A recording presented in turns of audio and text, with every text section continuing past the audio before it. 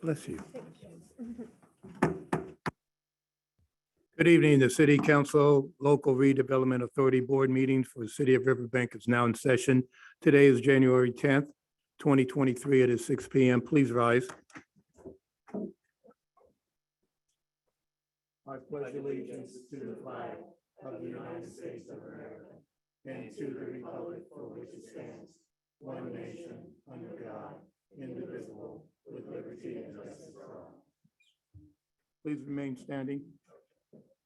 Let us pray. Father God, we just are excited and so grateful for this new year of 2023.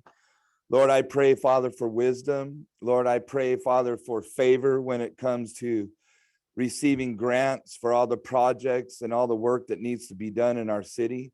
God, I pray that as we discuss business tonight, that Lord, as we move forward, that Lord, we will all do our part in making Riverbank a better place to live.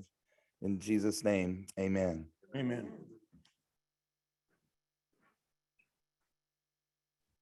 Roll call, please.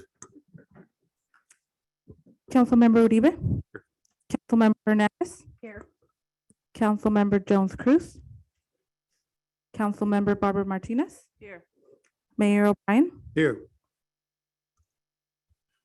There will be a few changes to the agenda. They'll include item 11.2, which is new business, is a resolution declaring the existence of a local emergency in response to the 2023 winter storms. And we're going to remove item 7.1, presentations, the presentation on Project Resolve. At this time, any council or authority member or staff who has a direct conflict of interest on any scheduled agenda item to be considered is to declare the conflict at this time. Seeing none, we'll go immediately to public comments. At this time, members of the public may comment on any item not appearing on the agenda and within the subject matter jurisdiction. Individual comments will be limited to maximum of 3 minutes, and time cannot be yielded to another person. Under state laws, matters presented during public comment cannot be discussed. Do we have any public comment? Come on up, please. Come on up, Vicky.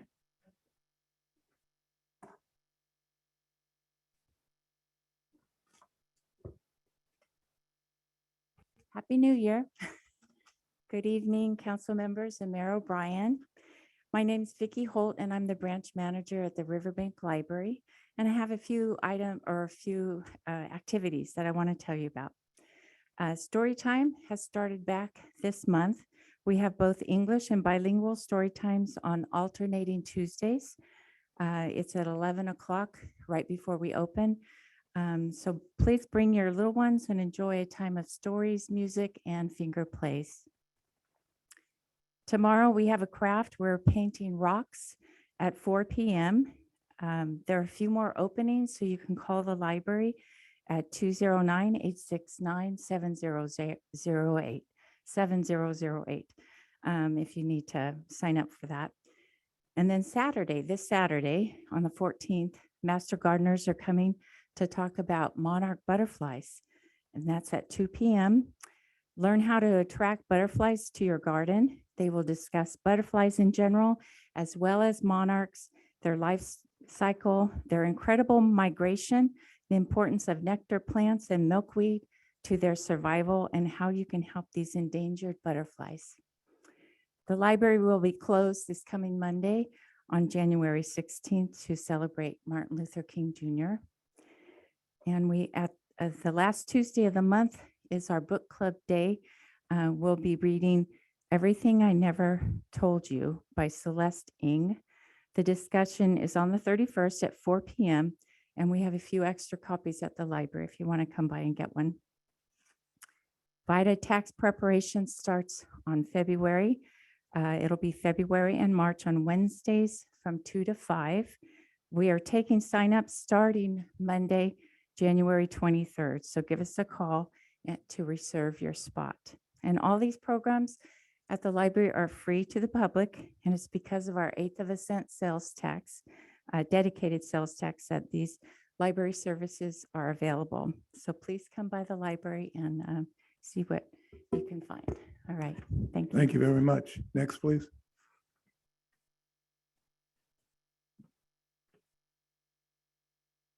Hello, my name is Karen Conrado. I live on Hogue Road. I'm here to let all the city council members and Mr. Brian know, the mayor, know that I strongly oppose the proposed Riverwalk project. I ask that each of you think very carefully and listen to your hearts when you make that decision about approving or opposing the Riverwalk project. I've said all of the reasons before, they're still as valid and valuable, that it's valuable agricultural land, it's water recharge, it's a floodplain.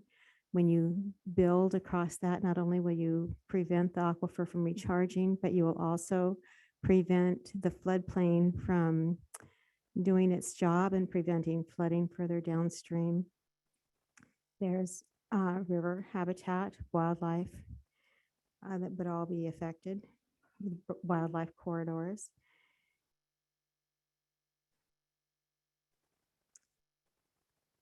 And then, of course, there's the infrastructure issues with sewer, traffic, fire department, emergency services, everything else.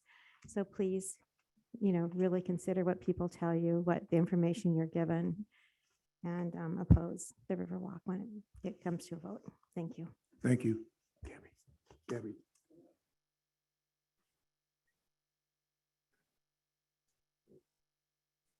Good evening, Mayor O'Brien and council members. My name is Karen Mitchell and I live in Riverbank. And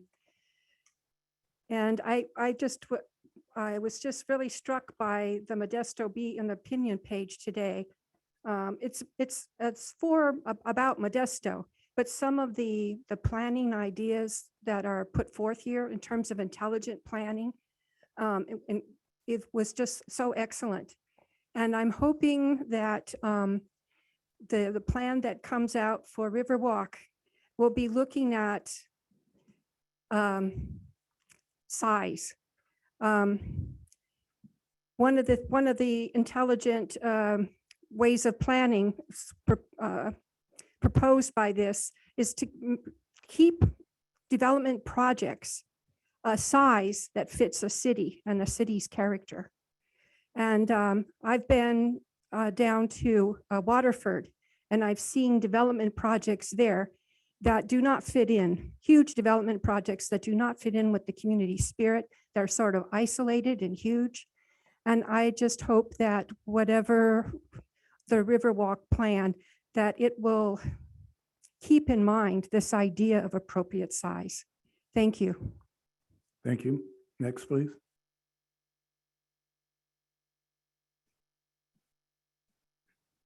Good evening, Mayor O'Brien, council members. My name is Thelma Louise, and as you all know that I work and take care of the homeless out here in Riverbank. And I'm just coming to all of you with a compassionate heart tonight, asking for help that we need to move them into higher ground somehow, somewhere, if maybe you can think about a solution for this. We've lost several tents floating down the river. The homeless has lost so many things and items. They're soaking wet. They're running around scrambling, trying to stay out of the storms that's been happening. There's no cover for them. Lori and I have been out the last 3 days.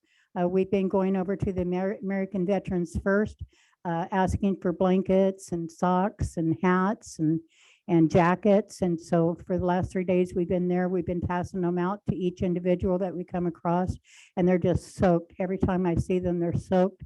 So I'm just asking and coming to you with a compassionate heart, as they are human beings as well as us, that maybe we can find a solution together to help the homeless. I just want to say thank you for all that you do. Thank you for listening to me. Thank you. Next, please.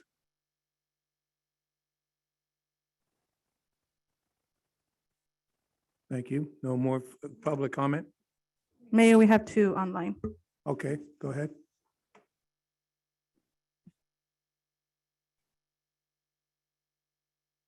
Ms. Eggers, go ahead. I don't think she's unmuted.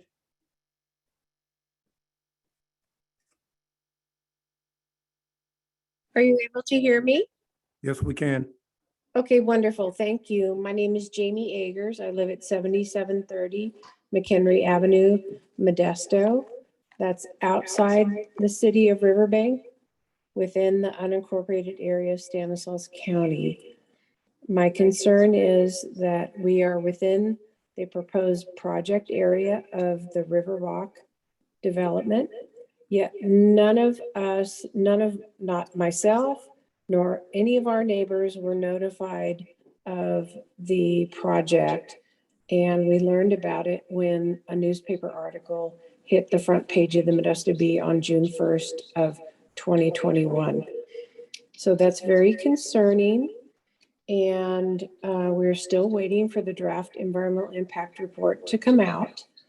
And there are just so many concerns about the project, namely that the project area is in a prime agricultural area. And one of my biggest concern is that residential development should be directed away from soils of prime ag into soils of lesser quality.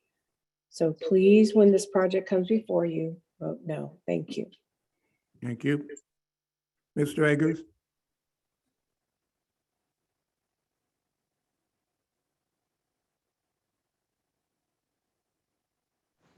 Yes. This is Barney Eggers. First time on Zoom. I live at 7730 McHenry Avenue on the west side of the proposed project. I have done a lot of study on the impacts of this proposed project, not just ag, but traffic and ecological impacts. It's not a good project to put in the middle of a floodplain. And look at what's going on right now. As I look out my kitchen window overlooking this project area, I can just imagine the impact that it would have on 3,300 people if their homes flooded. But basically, today and in the past several days, I'm pumping water out of my field, rainwater. We've had this problem 25 years ago, and here it is again. This is the wrong project for this area. I urge you to vote no when it comes to the time to approve or disapprove this project.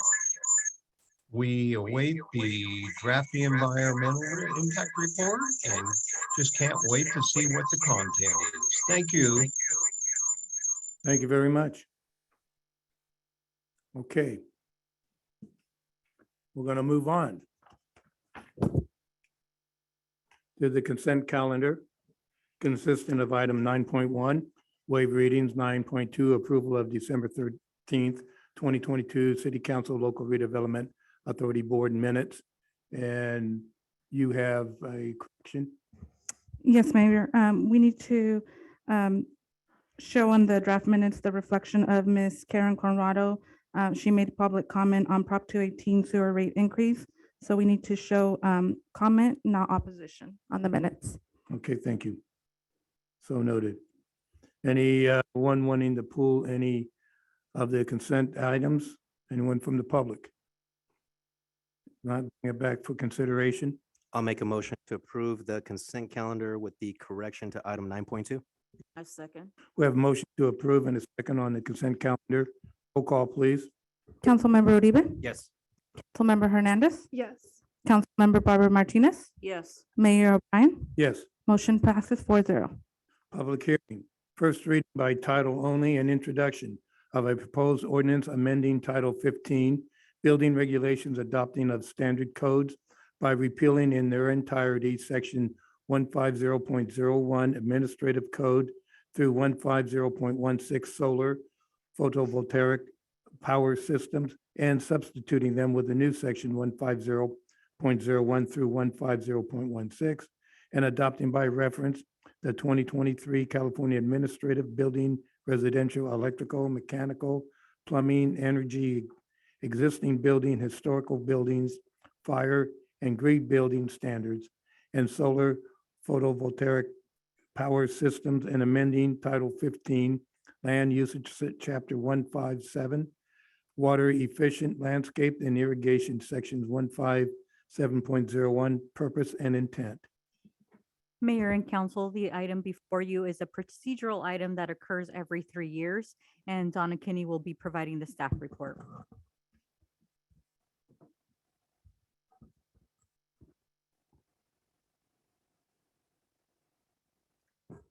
Good evening, council, and Happy New Year. As Maricela mentioned, every 3 years, the state of California requires cities to adopt and begin enforcing the latest codes within 6 months of their adoption by the state.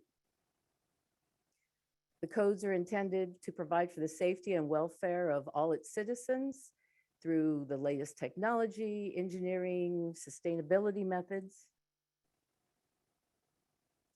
The last code adoption was February 11th, 2020. Some identified changes that we've seen in these documents, that solar battery and panels will be required for most new multifamily and commercial buildings. Right now, solar panels are just required on new residential structures. Electric heat pump technology will be replacing gas appliances. There'll be new measures for commercial greenhouses and cannabis production, and new electric-ready requirements for new homes, not only electric vehicle charging and heating, but also electric cooking. The state is trying to push these new homes away from any gas usage. Staff recommends you introduce and pass to a second reading the ordinance adopting the 2023 California Building Codes. I'd be happy to take any questions. Thank you. I do.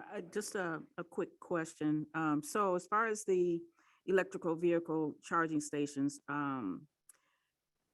the ones that we have already planned for the community center, that's going to affect that too. So do we have to start all over as far as, or can we just adopt what we're doing to, because they're not in place yet. So do we have to start all over with the planning and, for that, or?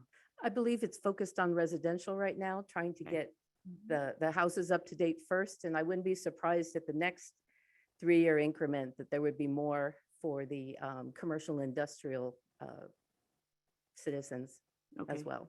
Okay. Thank you.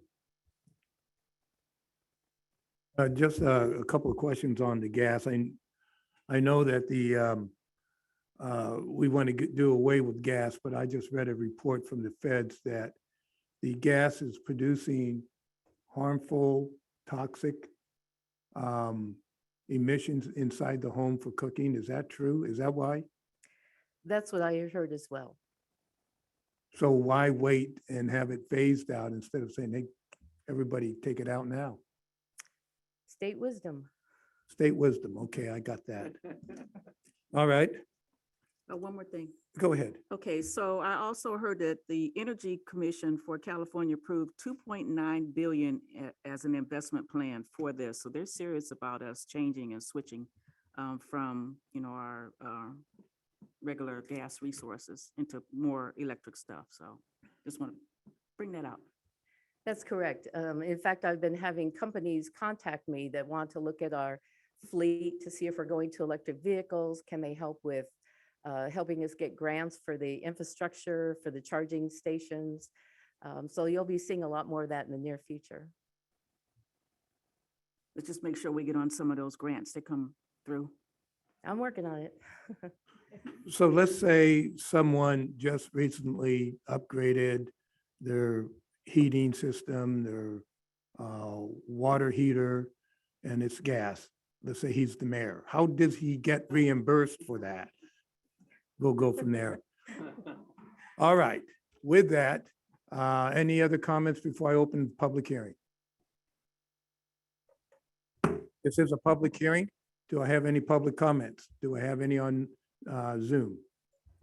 Mayor, there's no one wishing to speak. Is there anyone here wishing to speak on this plan? Seeing none, I'll bring it back. I'll close public hearing and I'll bring it back to the council for consideration. I make a motion that we approve item 10.1. I'll second it. With a motion to approve item 10.1 and a second. Roll call, please. Councilmember Uribe, Yes. Councilmember Hernandez, Yes. Councilmember Barbara Martinez, Yes. Mayor Bryan, Yes, motion passes 4-0. thank you. Thank you. 10.2, first reading by title only, introduction to the Summer Fair General Plan Amendment, rezone architecture and site plan review and mitigated negative declaration project. Hello again. Hi. This is the Donna show tonight. I just corralled them all together for one meeting. Okay, so this was recently heard at the Planning Commission meeting of December 20th. The project consists of the following action items: a general plan amendment from medium density residential to community commercial. The site has been MDR for many years, and that is inconsistent with the site's longtime general commercial C2 zoning. There is a request for a rezone from residential PD to a commercial PD. The entire site, the 12-acre site, was rezoned to a residential PD when the Heritage at Sierra Street subdivision was rezoned. The two projects were recently separated with a lot line adjustment. Now the developer is moving forward to get the other half zone commercial, commercial PD. There's also site architectural and site plan review request. So after the lot line adjustment, 5.9 acre site remained, and the applicant is proposing over 600 storage units, many of which are climate controlled. There'll also be 27 parking garages for RVs, as well as parking spaces for boats and a manager office and apartment. The project proposes a concierge service where an RV owner will be able to go on a trip, come back, drop off the keys, and management will take care of his vehicle and have it ready for the next time he comes. Here is a site plan, an aerial of the site plan. Off to the left side, you'll see that is Claus Road. The street at the top is Sierra Street, and this project will connect the existing Sierra Street that's by Diamond Bar West with the Sierra Street in the on the opposite side, on the east side of Claus Road. There you can see the parking at the bottom. There's the 2 rows of parking for the RVs and for the boats. And then most of the other buildings will be the climate controlled units, which will kind of provide a buffer between the residential subdivision and the vehicle parking. Here are some elevations of the site. The 2-story manager office and apartment had originally been on the right side of this page, but would overlook the street and the front yards of some of the houses at Diamond Bar West. So a decision was made by, or a request was made by staff, and the developer jumped on it and moved the apartment and office to the corner of Sierra and Claus. The apartment is there because there should be somebody there 24 hours to keep an eye on the place. And there will be a gated entrance, and then you'll have to have a key card in order to get in. These are the colors and materials. These are neutral colors, some stone for some added architectural interest. And just for clarification, Don, you said that the entrance was going to be on Claus Road, right? Correct. Okay. The entrance will be on Claus Road, and just north of the entrance will be the manager office and apartment building. So they will have a clear view of that gate. Plus, they will be able to see down several rows of storage units. And then they'll be able to see to the emergency vehicle access gate, which is the only other gate. And that does face the subdivision, but we don't anticipate that to be used unless there's an emergency. And that would be on Sierra Street, the Correct. emergency? Got it. There will be about 25 feet of landscaping around the property. They've also offered, because this is a PD, they're going to enhance the landscaping with larger trees and plants. There has been a small problem with the Sierra Street that the developer has tried to handle, but has not had much success yet. Where that yellow triangle is off to the right is private property to the house of that parcel. And it is needed to extend the sidewalk from Claus down Sierra Street. The developer had offered to take the smaller triangle and provide the larger triangle to the property owner and redo the fence and put some landscaping in there, but he wasn't interested. So staff has been working with, or has reached out to a company that we work with that helps with these type of issues to get easements and such. And so we're still hopeful that this can be done in the very near future so we can get that entire sidewalk in. The project is consistent with many of the general plan policies.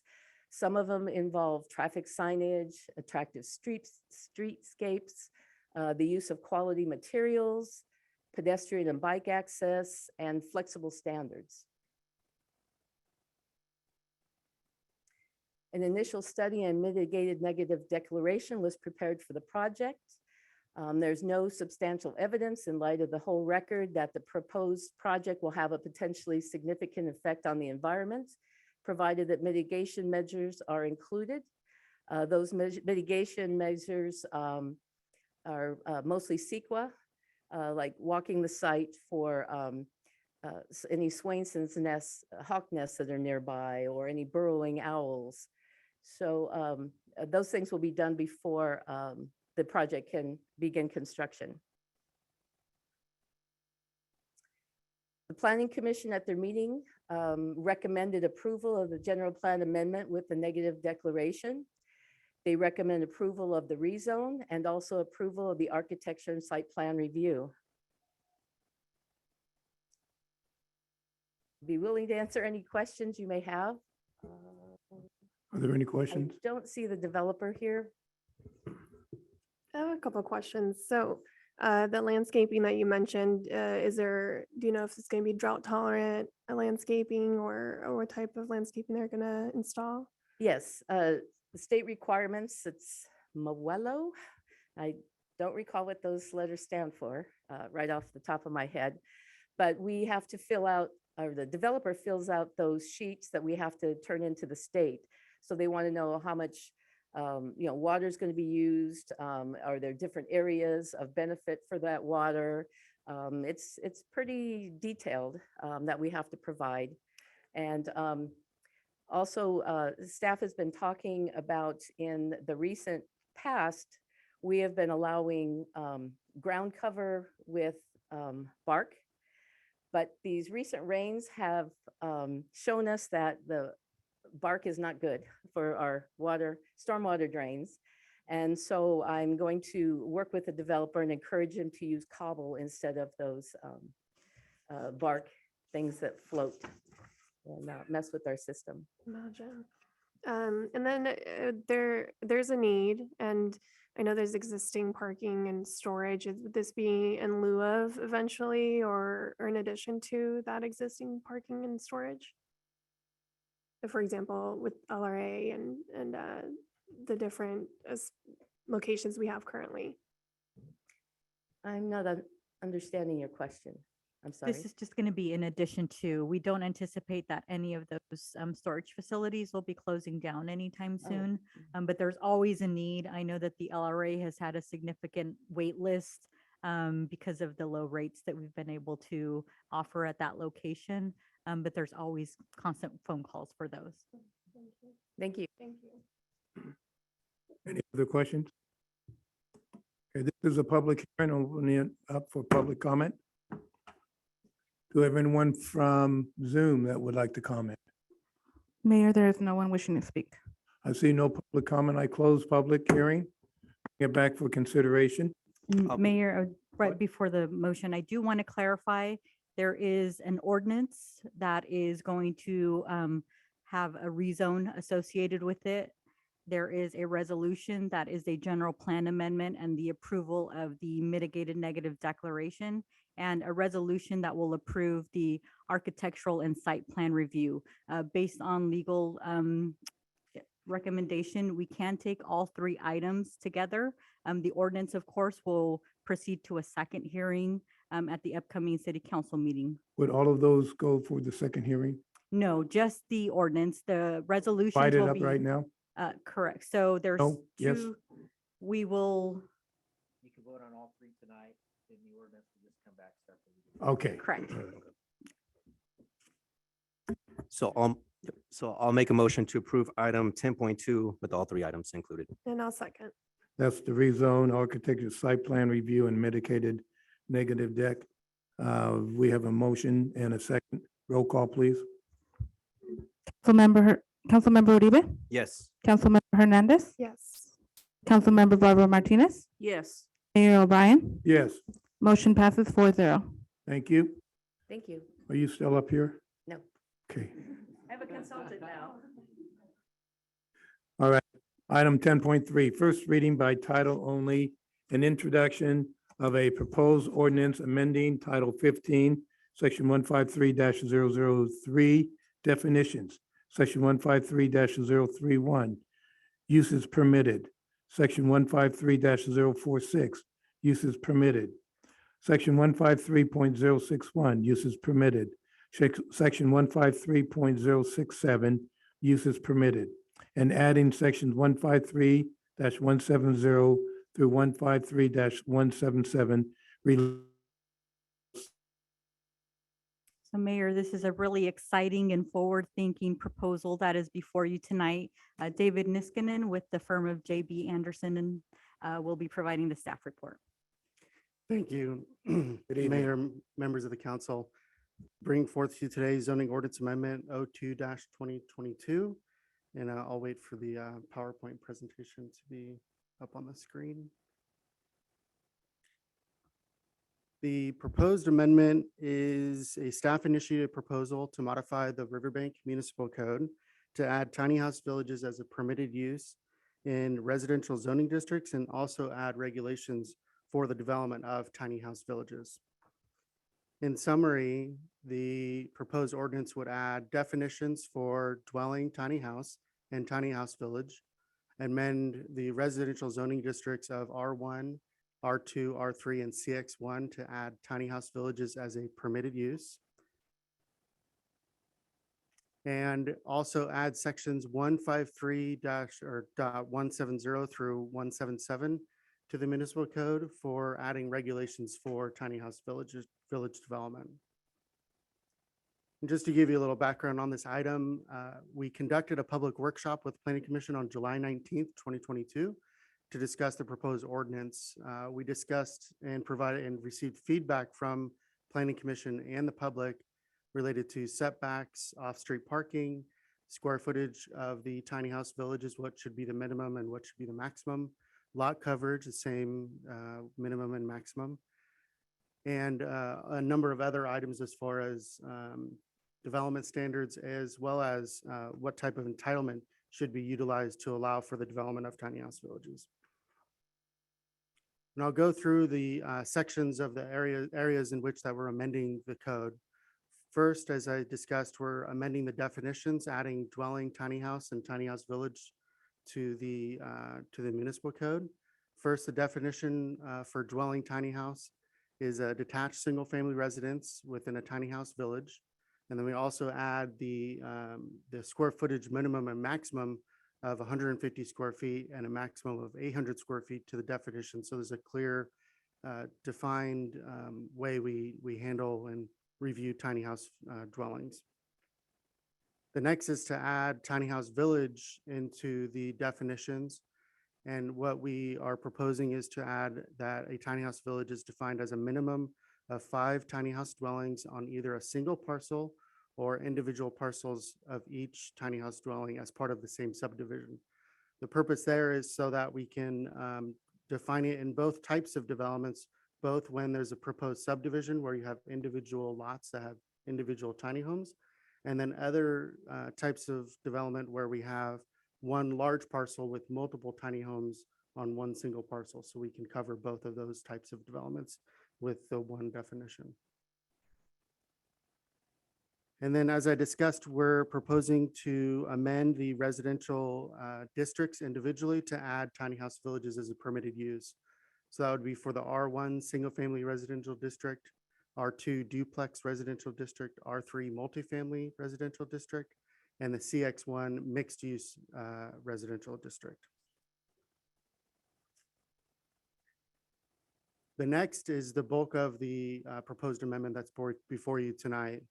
We're proposing to amend the municipal code to add new sections to provide provisions and development regulations for the development of tiny house villages. The new sections include the purpose, why are we proposing tiny house villages in the city, applicability, so that we can make sure that the code that's referenced in the municipal code is very specific to tiny house villages, so there's no confusion. Density, occupancy, design and development standards such as lot size, setbacks, and things of that nature, landscape and open space, accessory structures, and then finally architectural site plan review. And I'll go through each one specifically. The first is the purpose, and this is quite common in municipal codes where each section title has a purpose of why we are providing the development regulations. And what we're proposing is that the purpose is to provide development regulations, encourage creation of more usable space for residents of tiny house village developments, promote centrally located common open space areas, and maintain a detached single family character along public streets.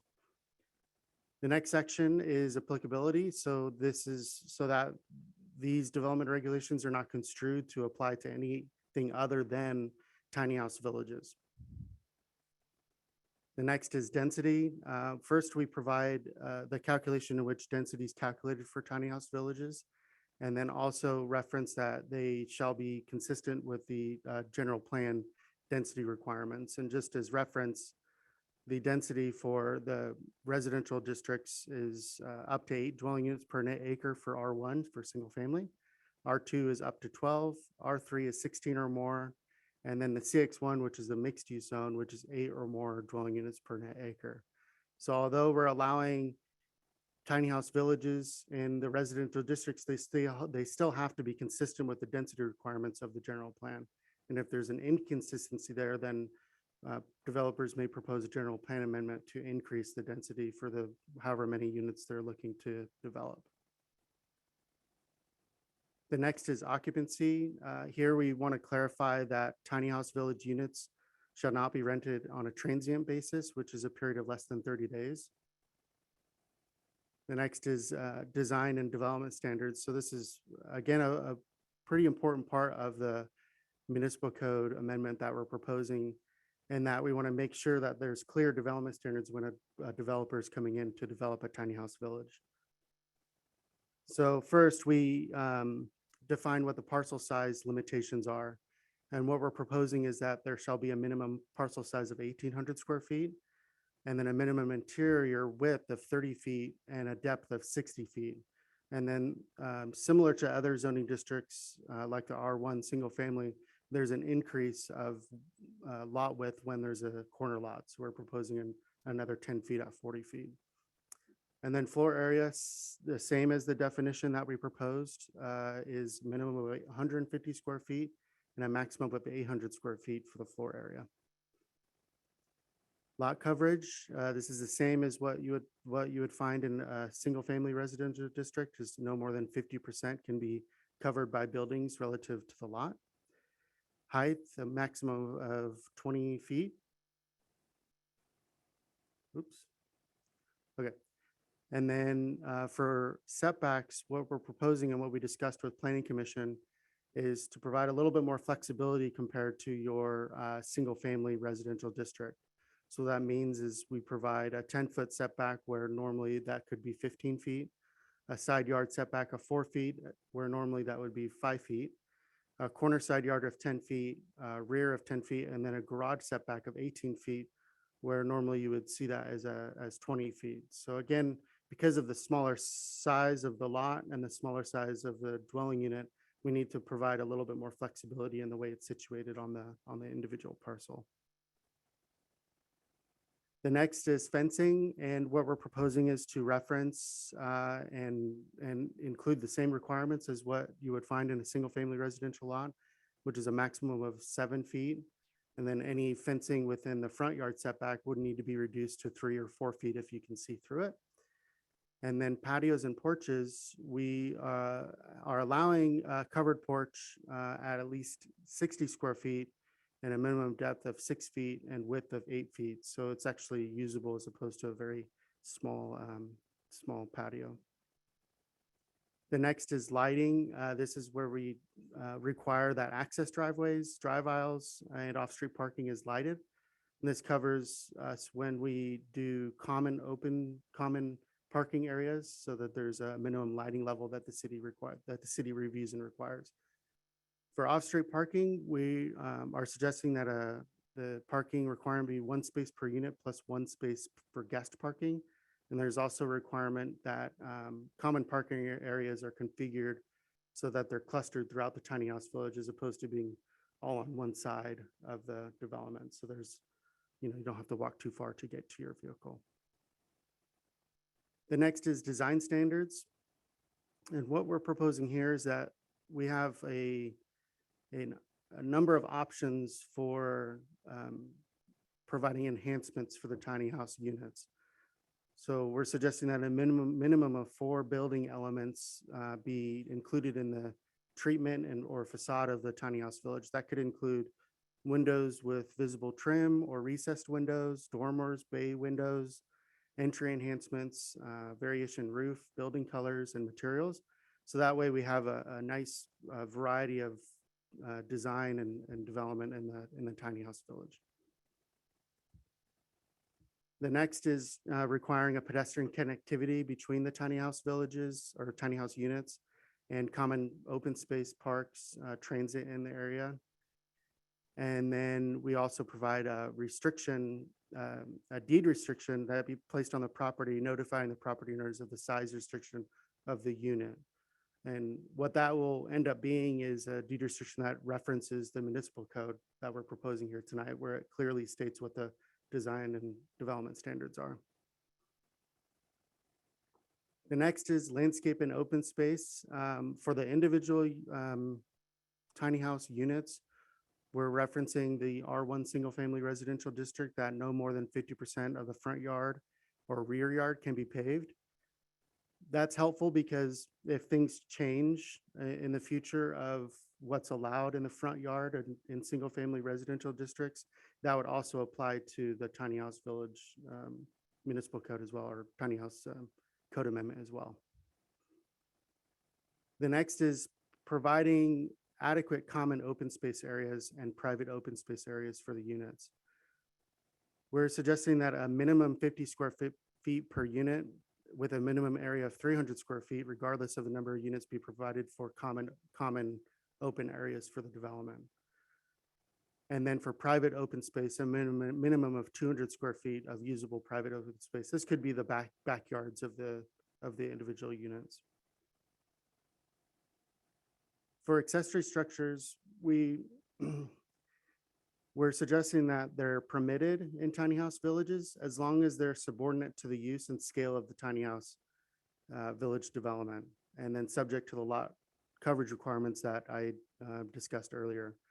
The purpose of this is to make sure that we don't have a tiny house unit and then a large, 30 by 20 2-story garage or something like that, where it's like the scale is completely off of what's intended for a tiny house village. The last is the type of entitlement that would be required for a tiny house village development, notwithstanding whether or not they do a subdivision map, which has its own entitlement process. And what we're suggesting is that the construction of a tiny house village development requires an architectural site plan review, which is reviewed and approved by Planning Commission. But like I said, if it also requires a subdivision map to subdivide the property into the individual lots, that requires Planning Commission and council approval. So it would go along with that. As it relates to CEQA, we're suggesting that council find that the project's exempt from the California Environmental Quality Act based on the common sense exemption, as well as the section 15305, which is the minor alterations in land use limitations. And Planning Commission received this ordinance on December 20th, 2022, and voted 4-0, recommending council to approve the draft ordinance. There were questions were raised regarding density and zoning by planning commissioners, just asking whether or not if it's suggested in R1, what happens if it's exceeding the density, and we answer those questions for them. And our recommendation tonight is to conduct the public hearing, and then with planning commission's recommended, have council approve the tiny house village ordinance tonight. And thank you. I'm available to answer any questions for you.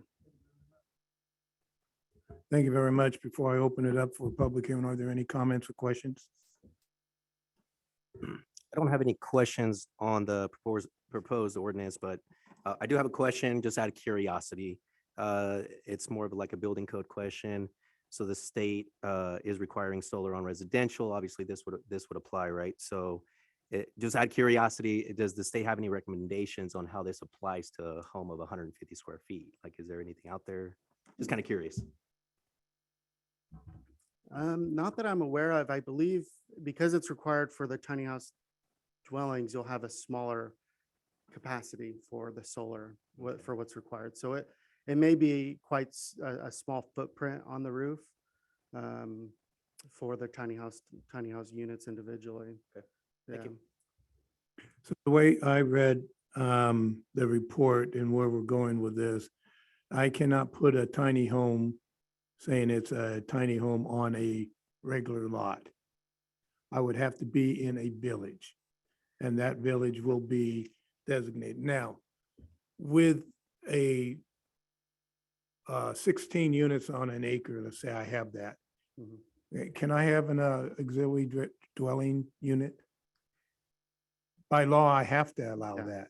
By law. But keep in mind that because of the size limitation on the parcel at 1,800 square feet, it may be that will provide the limitation on whether or not an accessory dwelling unit could be developed on that lot. So can we control that? I'm being very serious about this. You could have 16 on there and 16 auxiliary dwelling units, which makes it 32, and you can't accommodate transportation, parking, and facilities. So can we control that?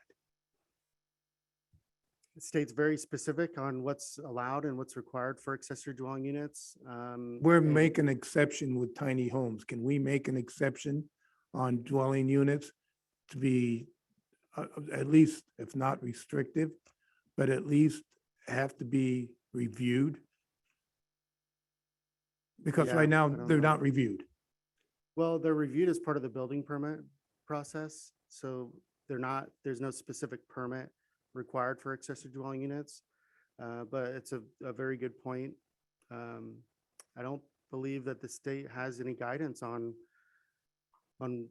accessory dwelling units in a format like this. If for the tiny house village on one single lot, we treat that almost like a multifamily development where you have common parking space areas, things like that. But Okay, yeah, it's a good question.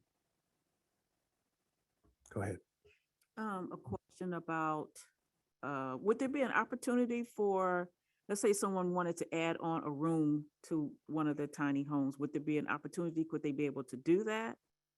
Or do we have to strictly go by the ordinance and the guidelines? As long as it's within the square footage floor area requirement, they would be able to. So if it's 800 square feet or less, then they would be able to. Max. Yep.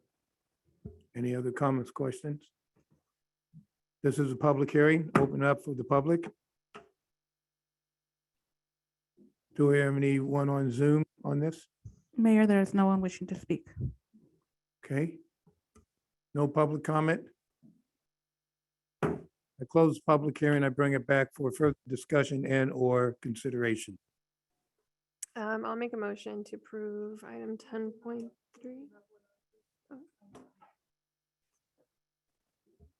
I reopen the public hearing.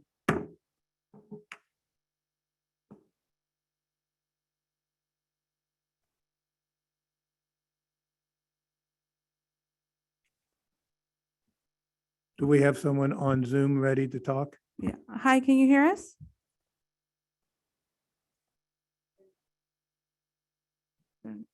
Can you please unmute? If you can hear us?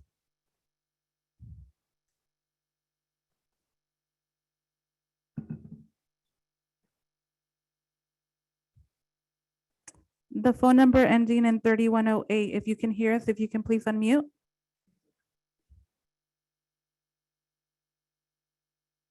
If they cannot unmute, let's take their public comments and read them at our next second reading.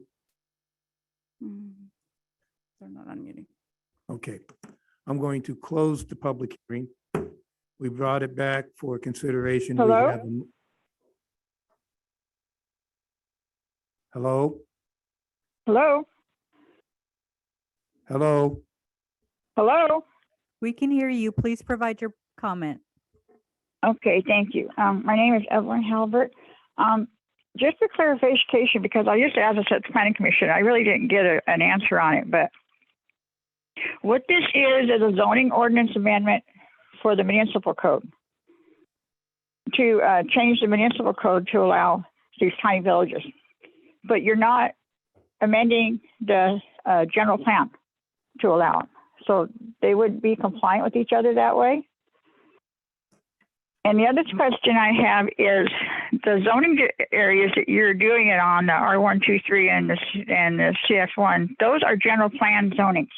So it would apply to general plan areas, if my understanding is right. But the specific plan areas, be it downtown, crossroads, wherever the specific plans are, we're all rezoned to different zoning when the specific plans came in. So it wouldn't affect us unless you came back and rezoned us back to these zonings? That's my question.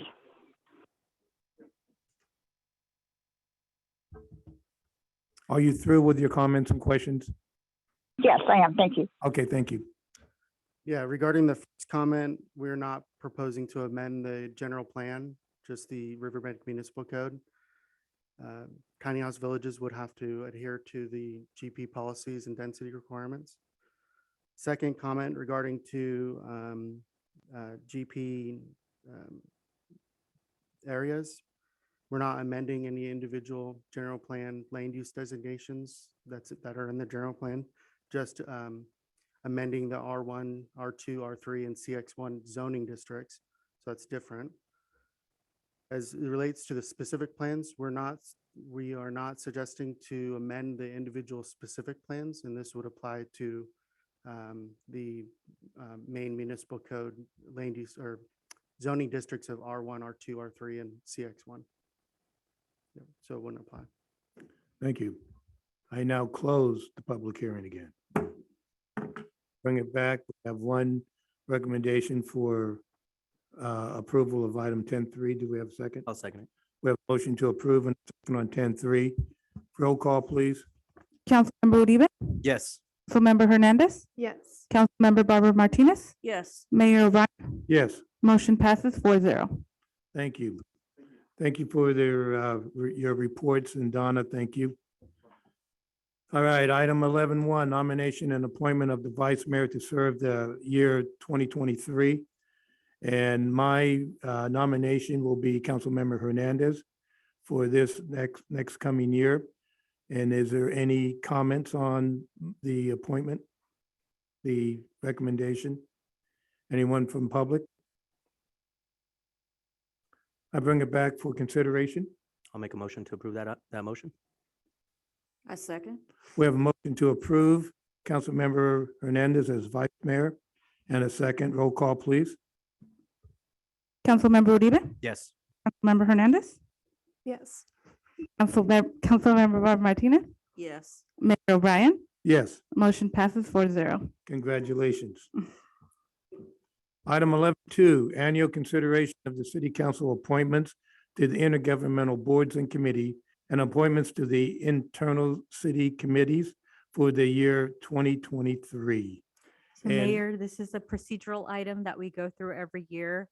Gabby's going to walk you through each of the committees, as we did have Councilmember Campbell that left council.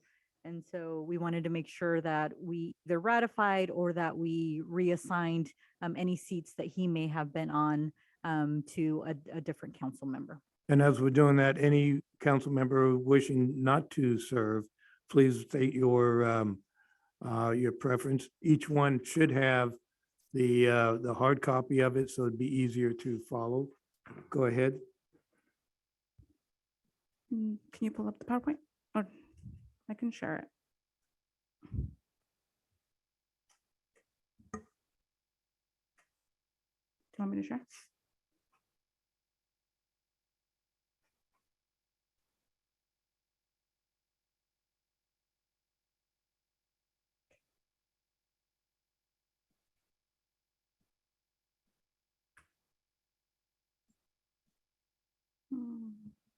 Okay.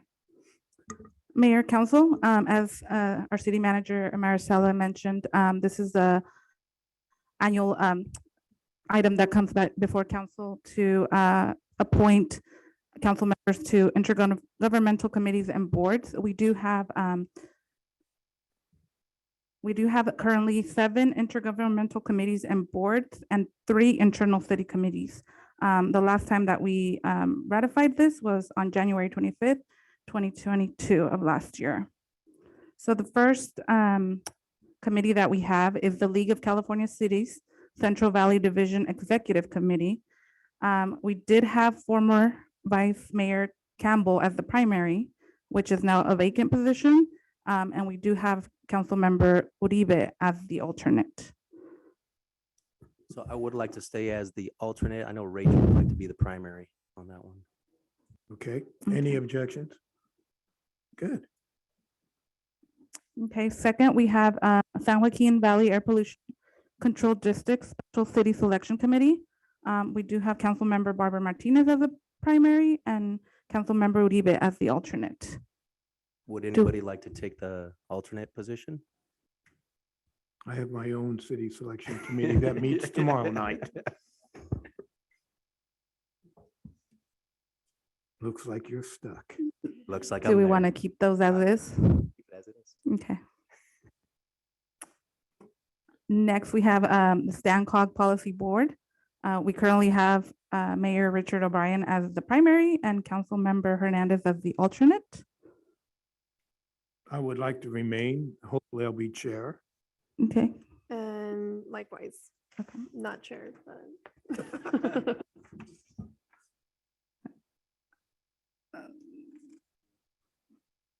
Okay, next we have the Stanislaus Homeless Alliance Board. We currently have Councilmember Barbara Martinez as the primary and our city manager as the alternate. And I'd like to remain. I think it's 2 years anyway, going into my Yes. second year. Yes. Mhm. So we'll keep that one as this. Keep it as is. Thank you. Okay. Next, we have the Stanislaus Office of Emergency Service Disaster Council. We currently have Councilmember Hernandez as the primary and Councilmember Uribe as the alternate. This appointment did end in December, so we can remain the same, or we can appoint 2 new members or change one of them if you'd like. I would like to step into the alternate position and Councilmember Uribe is interested in the primary. Is that okay with you, Councilmember Uribe? I am okay with that. Okay, so we'll change primary to Councilmember Uribe and the alternate to Councilmember Hernandez. Now let's not forget about Councilmember Leanne Jones Cruz. So if there's some position that you may want to step aside, we could appoint No. her because we do have 4 votes.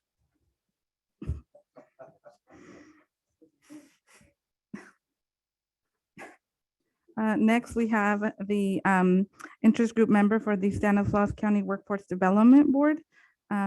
We did have Vice Mayor Campbell as the primary and Councilmember Uribe as the alternate. Like to And I'm nominate, interested in being the primary. I was gonna nominate Leanne. Okay, so we have, She can take the lower Stanislaus River. 'cause Would you I'm like to be the alternate? For, What was your official what was the first motion you said? she wants to be the primary. Primary. Right, would you like to be the alternate and make Leanne as the primary? Just an option?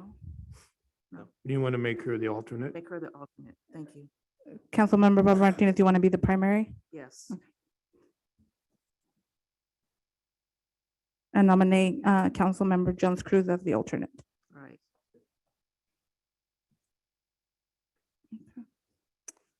And next we have the Lower Stanislaus River Trail Improvement Plan Committee. Former Vice Mayor Campbell was appointed as the primary and Councilmember Barbara Martinez is the alternate.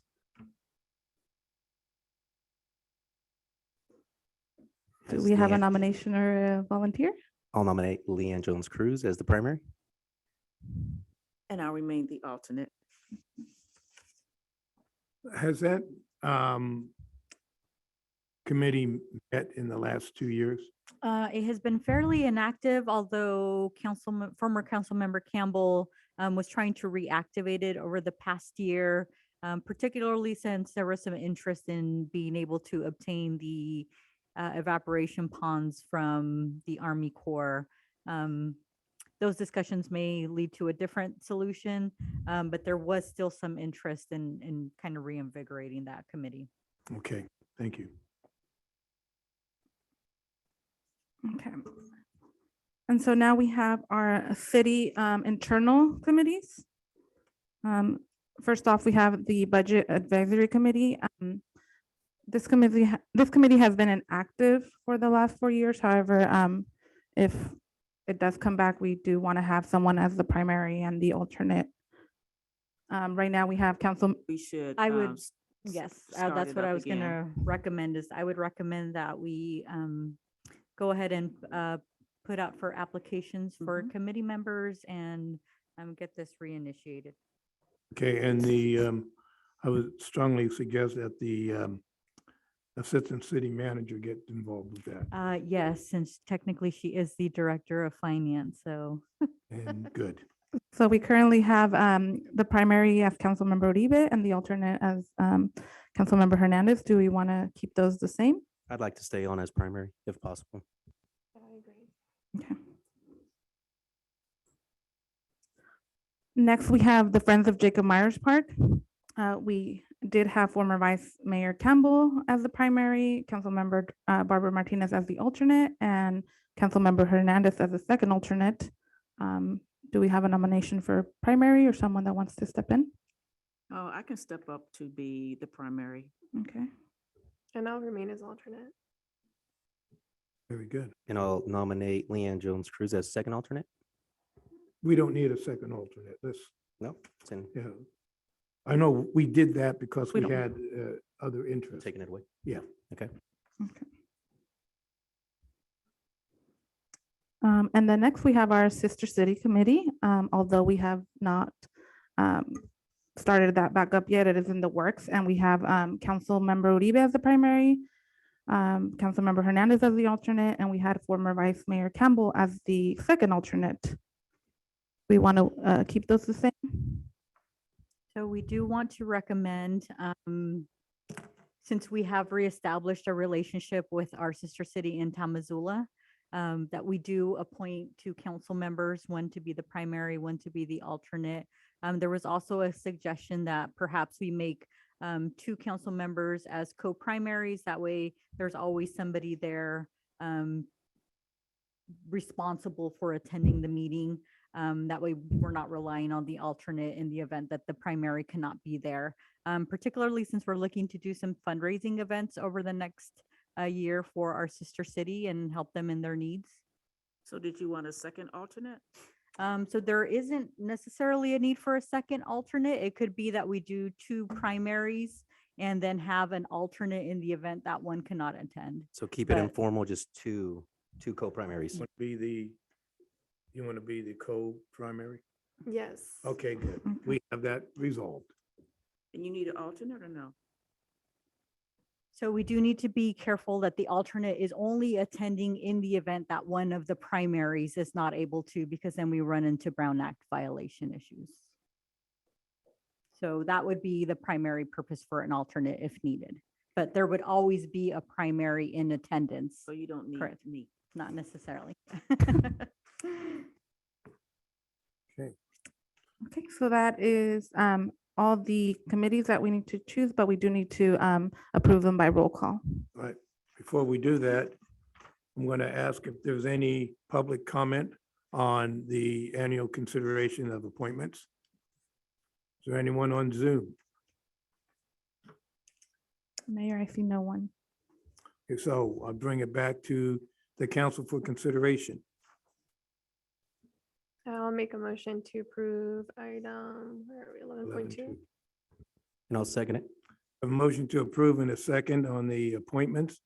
Roll call, please. Councilmember Uribe, Yes. Vice Mayor Hernandez, Yes.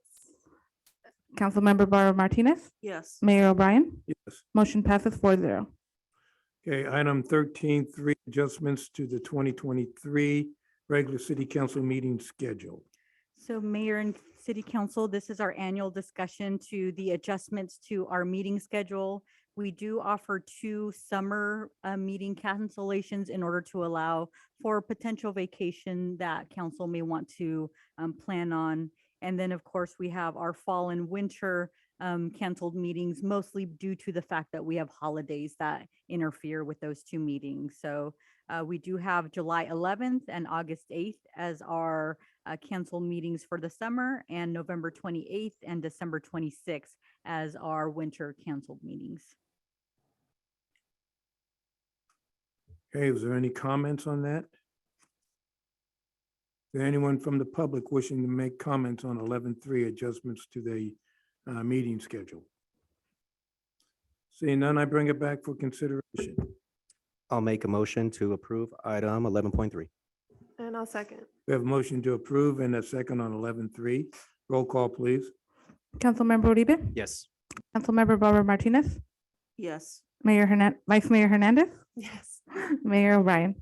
Yes. Motion passes 4-0. Item 11.4, this is an emergency, a resolution declaring the existence of a local emergency in response to the 2023 winter storms. Okay, Mayor, before you consider the item, you need to have a motion to consider. Okay, before we consider item 11.4, we need to consider taking this up as an emergency. Do I have a recommendation? Do I have comments from the public first?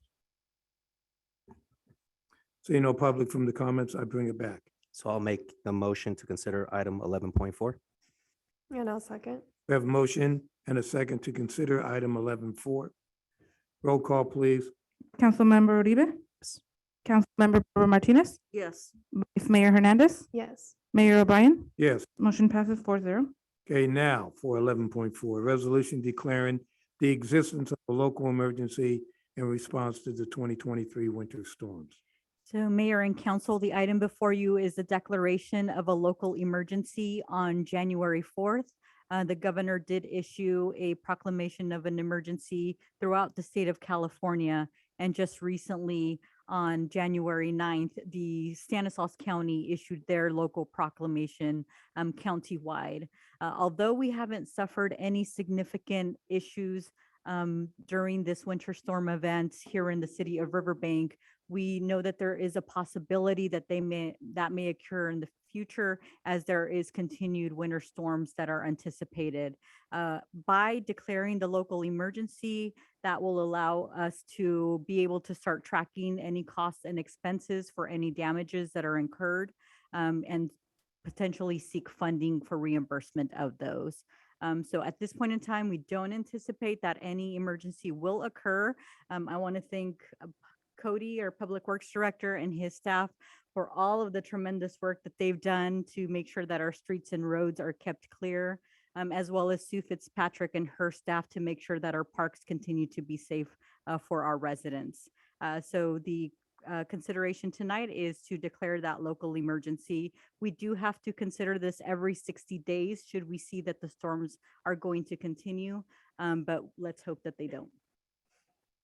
Okay, thank you.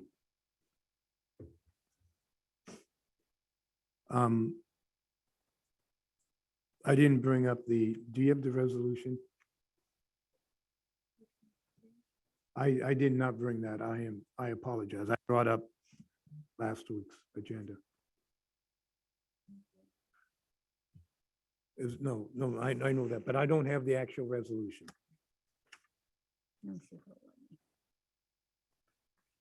Okay, let me see if I can bring it up.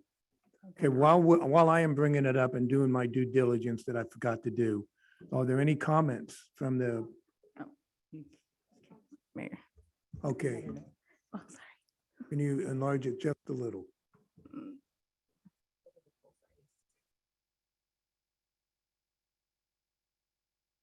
Well, I can't do that, Norma. does. yeah.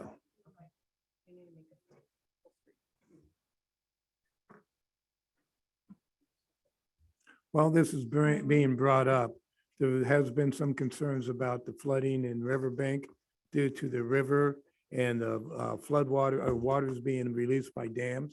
We're not controlled like Tuolumne River.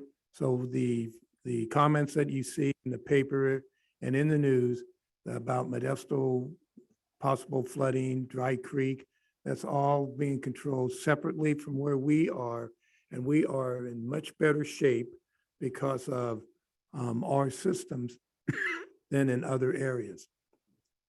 So I know there have been some concerns with regards to the Stanislaus River. The Stanislaus County has opened their emergency operations center and is continually monitoring the Stanislaus River. Currently, as of 4 o'clock this afternoon, the latest update we received was that the river was at about 8 feet.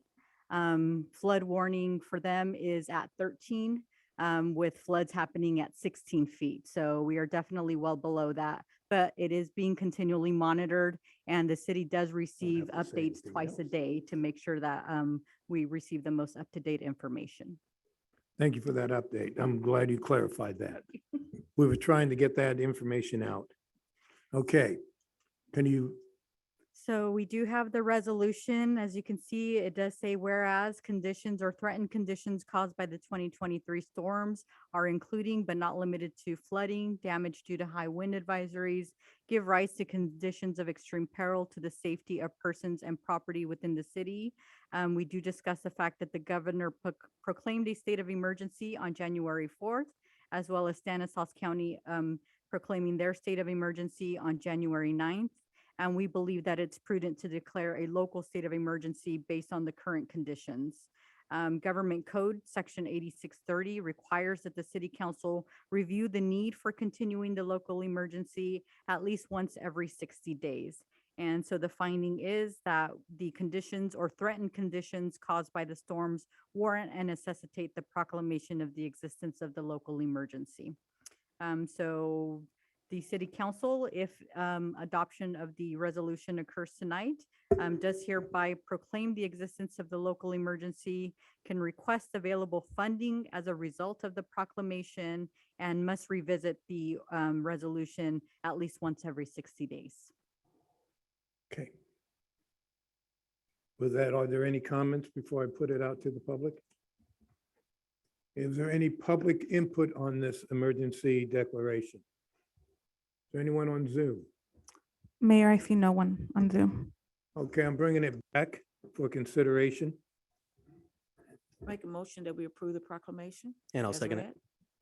We have a motion to approve and a second on 11.4, the emergency proclamation. Roll call, please. Councilmember Uribe, Yes. Councilmember Barbara Martinez, Yes. Vice Mayor Hernandez, Yes. Mayor O'Brien. Yes. Motion passes 4-0. Thank you. Thank you, staff, for your hard work tonight. And we're going to move into comments. 12-1 staff comments. So of course, I want to remind all of our residents who that there are self-serve sandbags located at our Public Works Corporation yard, which is at 2901 High Street. Please bring your own shovels, but we do have sand and bags available there for anyone who may have concerns about potential flooding on their property. And as a reminder, all offices will be closed on Monday, January 16th, due to the Martin Luther King Jr. holiday. And that is all from staff. Before we move on, please, I have a question. So if we have senior citizens or disabled who need sandbags, what are they supposed to do? We probably reach out to Public Works. We have our staff there that may be able to provide assistance. They'll be able to help them load it. They won't be able to help them offload it and. Right, okay. All right. Councilmember Uribe. Thank you, Mayor. So just one quick comment. At the beginning of every year, Assembly Member Heath Flora puts out a request for projects. And so I'll be meeting with his new rep on January 17th. He's a big supporter of ag and water sustainability. So we'll be discussing our recycled water project in the hopes of getting an allocation from the state budget, requesting some letters of support for the granting agencies, or just kind of keeping an eye out for any legislation in the works to kind of help us out. That's all I got. Thank you. Thank you. Councilmember Barbara Martinez. Let's see. Okay, so I attended the Opportunity Stanislaus Annual Investors Meeting and still trying to find out who our representative is from that organization for the city of Riverbank. So I hope to get some information real soon. Hot Works, which is located in Crossroads Shopping Center, will have a grand opening on tomorrow from 3 to 5. The Stanislaus Homeless Alliance meeting is tomorrow at 1010 10th Street, 5:30 to 7:30. All are welcome. And I just want to leave my council members with a quote by Andrew Carnegie. Teamwork is the ability to work together toward a common vision, the ability to direct individual accomplishments toward organizational objectives. It is the fuel that allows common people to attain uncommon results. So I look forward to working with all of you to continue to move our city forward. Thank you. Thank you. Vice Mayor. On that note, thank you for the trust to serve in the capacity as vice mayor this year. I was appointed by Latino Caucus from Cal Cities to serve a one-year term on the Community Services Policy Committee. So I'm going to be attending regularly scheduled meetings, updating the caucus, and representing the Central Valley and our community in that capacity. So I'll be updating you all as well. And next week I'll be attending the Cal Cities conference. That's meant to introduce new council members. I didn't attend the first year as a council member, so I hope to attend and, gain more knowledge and meet new people. So that's it. We'll have fun up there. Thank you. Chief, for a couple of things. There's been a lot of new donuts being done, and I think they want to be a sideshow wannabe. We need to start doing efforts to curb that. Plus a lot of speeding that's going through neighborhoods without regard for stop signs or people on the streets. So if we could start concentrating on that, I know you have the troops ready to go forward. So hopefully we can start nipping some of this in the bud. I do want to reiterate what Mayor Sella said about the Public Works, the Parks Department, and how they've kept the streets and the parks safe. With the amount of flooding that some municipalities surrounding us have been struggling with keeping their streets clear of water.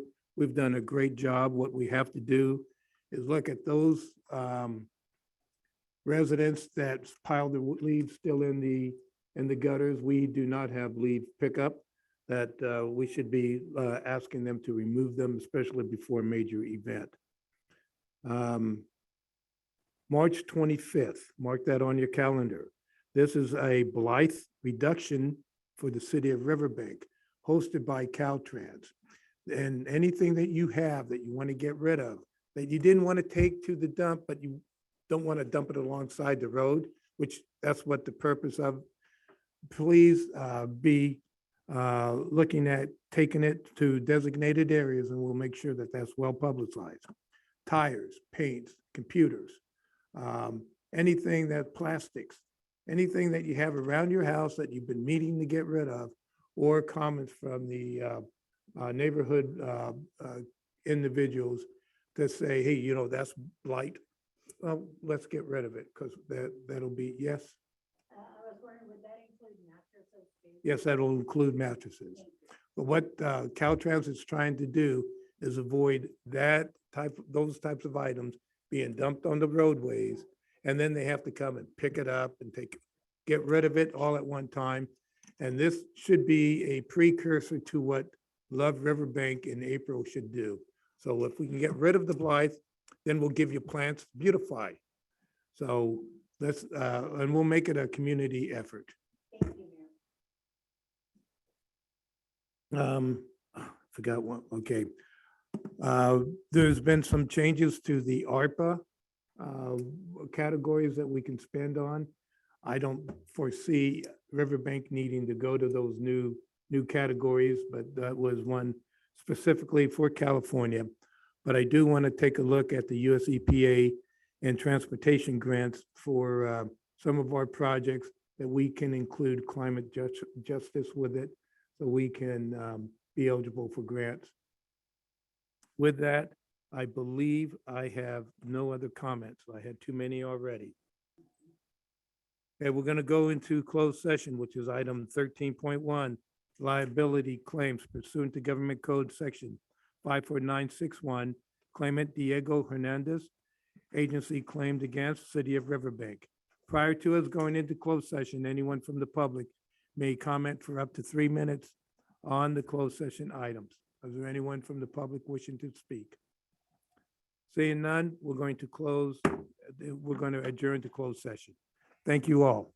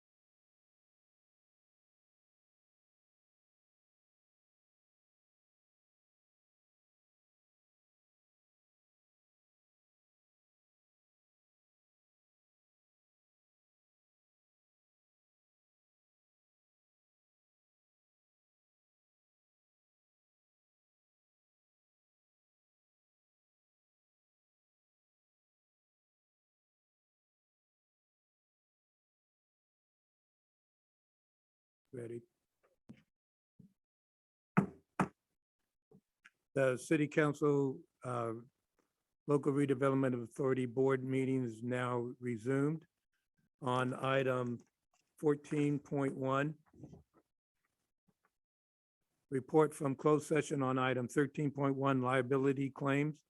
The claim was rejected by a vote of 4-0. With that, we will be adjourning. Our next meeting will be held on January 24th, 2023 at 6 p.m. at this location. This meeting is now adjourned.